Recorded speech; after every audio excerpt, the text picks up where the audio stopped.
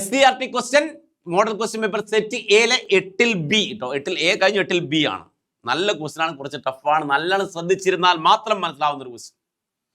10 litre of oxygen gas at constant temperature and pressure contain X molecule. അതായത് 10 litre അവർ ഭയങ്കര ടഫൊന്നുമല്ല, ഒന്ന് ശ്രദ്ധിച്ചിരുന്നാൽ മനസ്സിലാവും.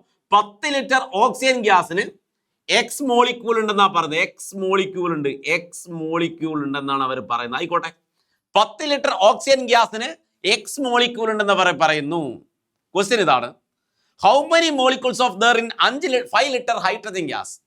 അപ്പൊ ഇതേ ടെമ്പറേച്ചറും പ്രഷറിലും 5 ലിറ്റർ ഹൈഡ്രജൻ ഗ്യാസിന് എത്ര മോളിക്യൂൾ ഉണ്ടാവും? X/2 മോളിക്യൂൾ ഉണ്ടാവും.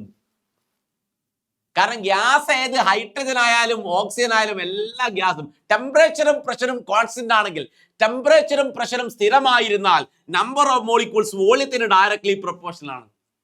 ടെമ്പറേച്ചറും പ്രഷറും സ്ഥിരമായിരുന്നാൽ നമ്പർ ഓഫ് മോളിക്യൂൾസ് എന്ത് ചെയ്യുക? വോളിയത്തിന് ഡയറക്ട്ലി പ്രൊപ്പോർഷണൽ ആണ്. ഇവിടെ രണ്ട് സ്ഥലത്തും ടെമ്പറേച്ചറും പ്രഷറും എന്താ?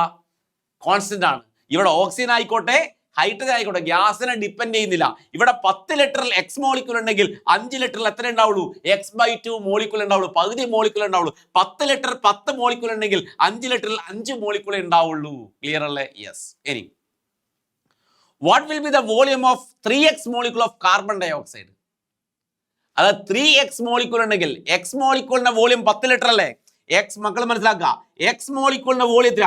X മോളിക്യൂൾസിന്റെ വോളിയം 10 ലിറ്റർ. അത് ഏത് ഗ്യാസ് ആയിക്കോട്ടെ, ഏത് കാർബൺ ഡൈ ഓക്സൈഡ് ആയിക്കോട്ടെ, ഹൈഡ്രജൻ ആയിക്കോട്ടെ, ഓക്സിജൻ ആയിക്കോട്ടെ, ടെമ്പറേച്ചറും പ്രഷറും കോൺസ്റ്റന്റ് ആണെങ്കിൽ 3X മോളിക്യൂളിന് 3X മോളിക്യൂളിന്റെ വോളിയം എത്ര ആയിരിക്കും? 3X മോളിക്യൂൾസിന്റെ വോളിയം എത്ര ആയിരിക്കും? 30 ലിറ്റർ ആയിരിക്കും.